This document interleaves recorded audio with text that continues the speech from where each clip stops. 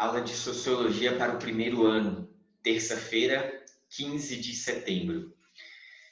Pai nosso que estais nos céus, santificado seja o vosso nome, venha a nós o vosso reino, seja feita a vossa vontade, assim na terra como no céu. O pão nosso de cada dia nos dai hoje, perdoai-nos as nossas ofensas, assim como nós perdoamos a quem nos tem ofendido.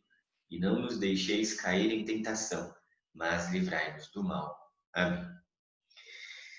E hoje, de modo particular, escolhi começar com uma oração, porque o tema de que tratarei hoje é um tema bastante delicado. Então, que o Senhor me auxilie a conduzir esta aula e a alcançar os corações de vocês que estiverem assistindo-a. Hoje nós vamos falar sobre família, ou mais propriamente, sobre como a família tem sido cada vez mais atacada nos últimos anos, nas últimas décadas. Vocês vão se lembrar que nós estamos tratando dos fundadores da sociologia, estudamos os principais conceitos do Durkheim, foi inclusive o conteúdo da avaliação que vocês fizeram nas últimas semanas, e agora passaremos para Marx, Karl Marx.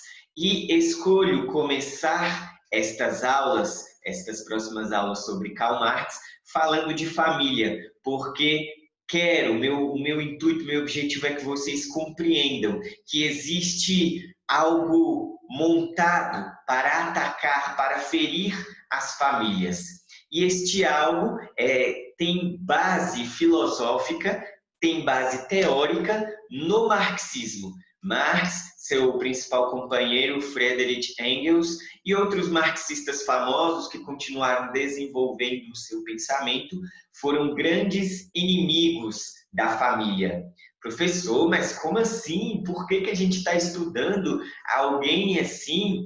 Bom, infelizmente, as influências desses autores, desses teóricos, elas se enraizaram na nossa sociedade de tal forma que é até mesmo difícil para muitas pessoas, incluindo autoridades, perceberem as influências que o marxismo exerce nos nossos dias atuais. Bom, mas antes ainda de entrar nos conceitos propriamente do marxismo e no que ele defende, eu quero fazer um pequeno resgate histórico da sua história. Olhe para a sua história, olhe para a história da sua família. E por isso comecei com uma oração para pedir que o Senhor nos acompanhe nesse breve momento de formação, que não deixe de ser uma aula, mas quero que você perceba o que eu estou ensinando de sociologia relacionado com a sua vida. Então, quero que você olhe para a sua família.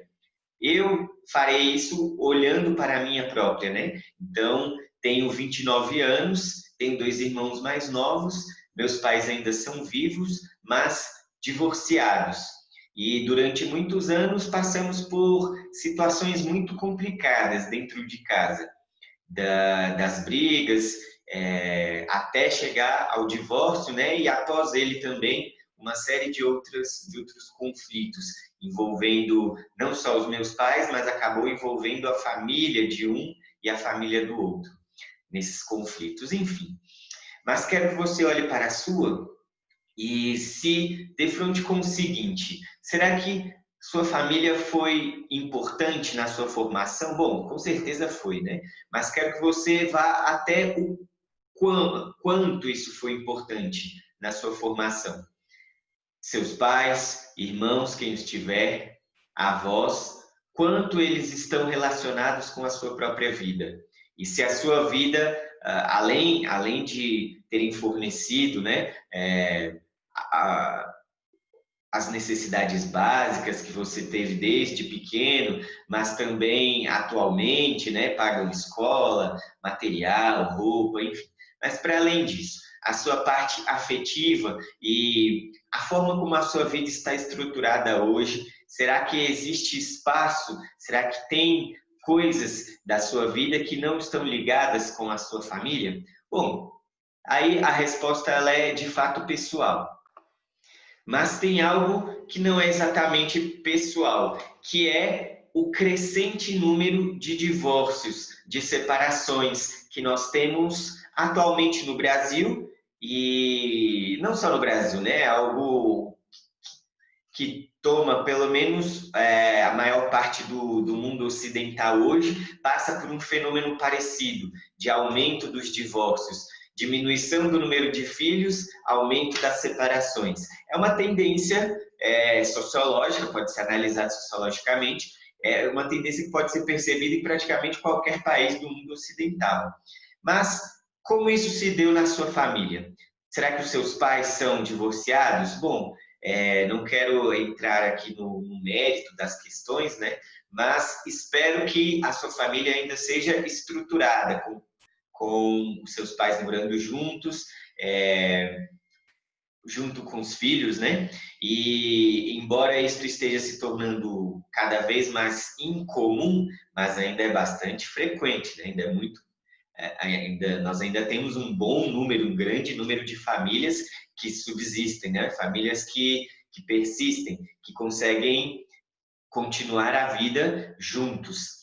Mas o fato é que, se olharmos para uma geração anterior, então se olhamos para a geração de vocês, os pais de vocês, existem muitos deles divorciados. Isso nem preciso perguntar de um por um para fazer essa constatação. Nas próprias conversas, no próprio dia a dia, nós percebemos das pessoas que estão ao nosso redor, quantas delas comentam dos pais divorciados, né? E estando em uma escola de orientação cristã, podemos ainda inferir que o número de divórcios entre os pais dos alunos do Colégio Saber é ainda inferior, ou seja, existem menos divórcios entre os pais dos alunos do Saber do que dos alunos de outras escolas, tanto na rede pública quanto em grande número de outras escolas particulares. A incidência, né, a quantidade de divórcios é ainda maior. Mas o resgate que eu quero fazer é para uma geração anterior. Então, olhamos para a geração dos pais de vocês, agora olhem para a geração dos avós de vocês e tentem comparar. Os avós de vocês são divorciados? E aí eu não digo aqui viúvos, né? Quando um dos cônjuges falece, o outro permanece sozinho, não se casa novamente. Digo de separação, de divórcio, de quando o próprio casamento ele chega ao seu fim enquanto convivência, né, dos cônjuges. Os avós de vocês são divorciados? Os irmãos dos avós de vocês são divorciados? Acho que vocês conseguem perceber na própria família como essa diferença geracional ela é bastante evidente. Então, pode haver casos de divórcio entre os avós e os tios-avós de vocês, mas com 99% de certeza, e mais de 99% das famílias, esse número de divórcios na geração passada, ele é inferior ao número de divórcios atual. Então, por que eu estou fazendo esse resgate histórico, né? Para que vocês percebam que o número de divórcios aumentou, basicamente, e aí a aula de hoje é para vocês perceberem como isso não é ao acaso, não é obra do acaso. O número de divórcios não aumentou por capricho do destino, porque o mundo evoluiu e é assim mesmo, ninguém é obrigado a ficar com alguém que não gosta, que não ama mais, enfim. Ok, essas premissas não as tenho como falsas a princípio, né? De fato, ninguém é obrigado a ficar com quem não ama, de fato o mundo está evoluindo, mas estas causas não explicam o aumento no número de divórcios, não são suficientes para explicar este aumento. Então, o que eu quero que vocês percebam hoje? Existe um ataque, existe um movimento de ferir, de tentar destruir, de tentar acabar com a instituição familiar. E uma das consequências disso é o aumento no número de divórcios. Então, o aumento de divórcios não é uma causa da destruição das famílias, é uma consequência delas. Quando a família se destrói, acontece o divórcio.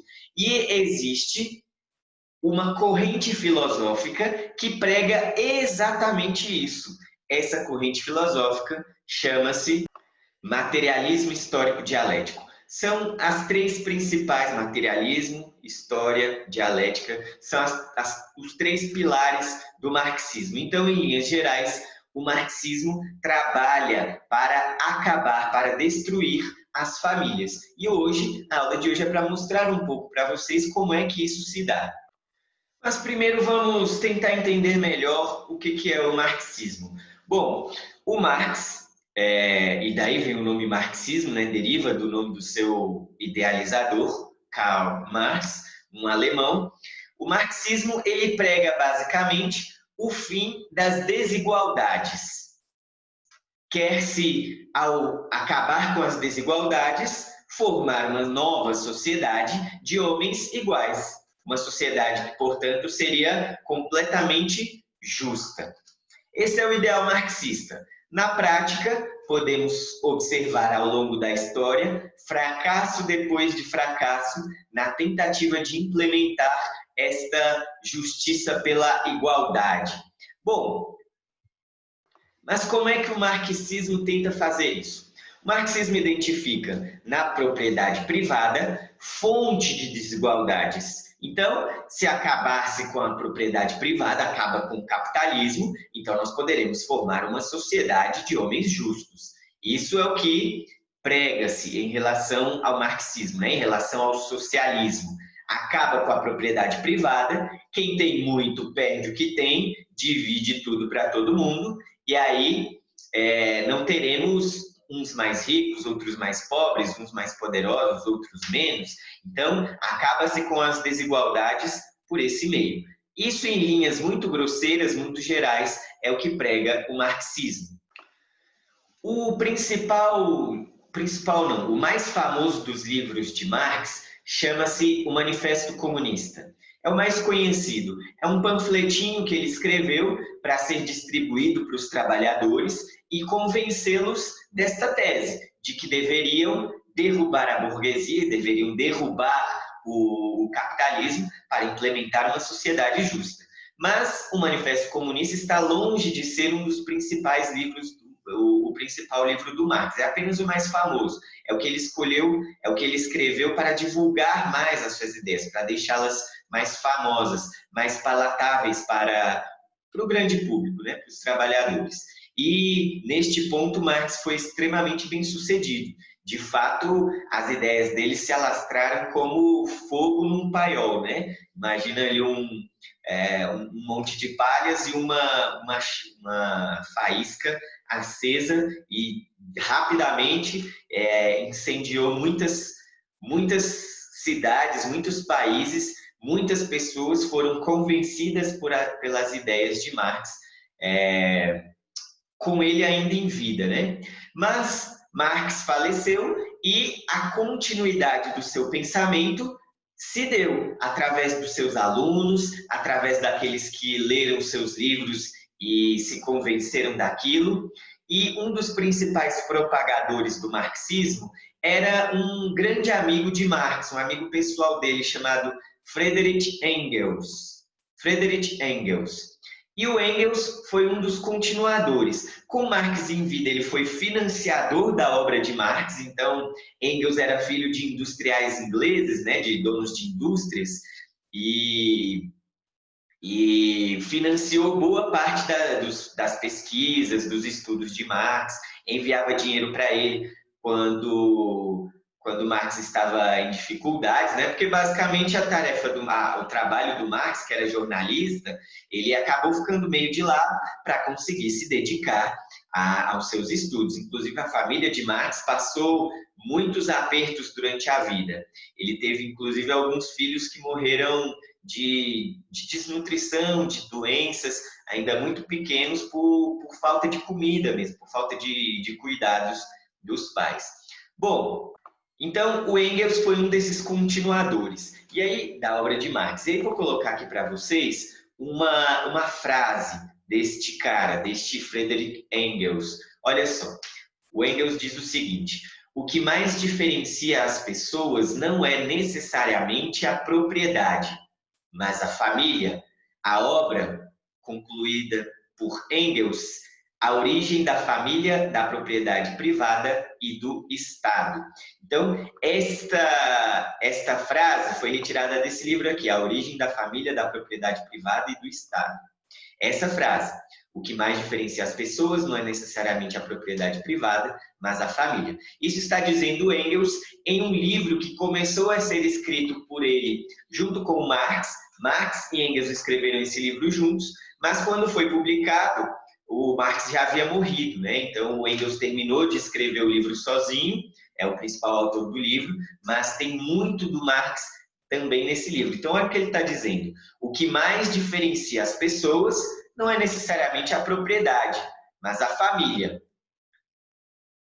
Então a família, na visão do Engels, é a fonte da desigualdade. Então, Marx dizia, a propriedade privada, se nós acabarmos com a propriedade privada, acabaremos com o capitalismo, poderemos instituir aquela sociedade igualitária, aquela sociedade justa, né, dos sonhos dos socialistas. Mas o Engels está dizendo, não basta acabar com a propriedade privada, porque a origem das desigualdades está na família. Isso é o que diz o Engels. Ele diz que todo o problema da sociedade, a exploração e a opressão de uma classe por outra, né, está presente lá na família. Então, a instituição família, para ele, é perversa e é a origem da desigualdade social. Essa é a tese do Engels, essa é a evolução do marxismo. Então, por exemplo, o que o capitalista, né, o dono lá da fábrica, faz com os funcionários dele, os pais fazem com os filhos nas famílias. Então, se tem um patrão que manda no funcionário, que explora o funcionário, o pai faz a mesma coisa com o filho. É isso que o Engels está dizendo. Que a mesma coisa que acontece lá na fábrica, lá na relação capitalista, os homens fazem com as mulheres também. Então, se existe machismo lá nas fábricas, né, se os homens sempre ganham mais, a grande tese atual do feminismo é essa, né, que os homens recebem mais do que as mulheres, ganham mais do que as mulheres. E aí o Engels está dizendo que essa mesma relação desigual entre homens e mulheres das fábricas, da burguesia e tal, ela vem da família. O homem trata a mulher na família também dessa forma desigual. E aqui, se é que já não ficou claro, né, eu quero reafirmar mais uma vez. Este é um pensamento ao qual eu me oponho veementemente. Eu não concordo com isso que está dizendo Engels, né? Em geral, nas aulas de sociologia, eu tento manter certa neutralidade nos assuntos. Então, vou falar do Durkheim ou do Auguste Comte, que nós trabalhamos este ano. Então, eu exponho o pensamento dele e coloco alguma coisa de opinião minha, pessoal, mas, em geral, deixo vocês tirarem as próprias conclusões, né? Aqui, não é o caso, porque entendo como tão perverso aquilo que o marxismo implementou como filosofia na nossa sociedade, que não me basta apenas deixar que vocês tirem as próprias conclusões. Isso seria muito danoso para a própria mente de vocês, que é o que muitos professores de sociologia fazem, né? Como principalmente aqueles que são muito militantes, né? Acabam deixando com que as ideias, mesmo erradas, que eles estão ensinando nas aulas, contamine a mente dos seus alunos. Não é a minha postura. Acredito que o mínimo que devo fazer ao mostrar veneno para vocês é mostrar também o quanto isso pode ser prejudicial, certo? Então, só uma breve explicação do meu próprio posicionamento. Então, para fecharmos aqui, né? A continuidade do pensamento marxista chegou a esta conclusão. Para nós derrubarmos o capitalismo, para nós instituirmos aquela sociedade igualitária e justa, é preciso acabar com as famílias. Isso Engels disse claramente. Isso está dado historicamente nas obras produzidas pelo Engels, né? Ao longo do tempo, com o passar do tempo, o discurso foi sendo maquiado, né? Foi sendo disfarçado, porque falar quero destruir a família, de fato, não é algo muito popular, né? Então, em geral, existem muitos problemas nas famílias que nós temos atualmente, né? Existem sim homens que exploram suas mulheres, pais que são injustos com os próprios filhos, mas isso está longe de ser algo essencial da família. A família, enquanto núcleo, ela é sim um lugar de proteção. Por isso eu escolhi começar a aula perguntando quanto sua vida está relacionada com a sua própria família. Você, sem sua família, não seria você. E não é o caso de que eles estavam te explorando, de que os seus pais eram o mal e você é o explorado, né? É o proletário, é o trabalhador que precisa se libertar contra essa opressão, seus pais são os opressores, você é o oprimido, nada disso, nada disso. Seus pais, tenho certeza que, embora tenham as próprias limitações deles, mas na grande maioria dos casos, os amam seus filhos e os tratam com muito respeito, doam a vida por seus filhos. É o contrário do que o marxismo está dizendo, de que os filhos precisam se libertar contra a opressão dos pais, assim como as mulheres contra a opressão dos maridos e os trabalhadores contra a opressão dos patrões nas fábricas. Então, o marxismo foi evoluindo até chegar no que temos hoje, que é um discurso maquiado, que é um discurso falseado. Para não ser tão direto, precisamos destruir as famílias, mas aqueles que realmente entendem de marxismo percebem esse germe plantado por Marx e Engels, de que as famílias precisam ser destruídas para que o socialismo impere. Então, tudo que a gente vê na mídia atualmente, se a gente liga a televisão aberta, é muito fácil de encontrar até de manhã programas que exaltam práticas que são contrárias à família, né? Exaltando pautas ideológicas que muitas vezes atacam os valores que são próprios das famílias que nós temos aqui no Brasil, certo? Então existe um movimento organizado, ordenado, que já vem de mais de 100 anos, de mais de 150 anos, de ataque direto às famílias. As famílias estão sendo atacadas, pois elas são uma barreira que impedem o surgimento do socialismo, que impedem esta sociedade sem classes que o socialismo quer construir, tá bom? Essa foi a aula de hoje, nós continuaremos nas próximas falando mais sobre o Marx, mas fiquem com Deus, até a próxima.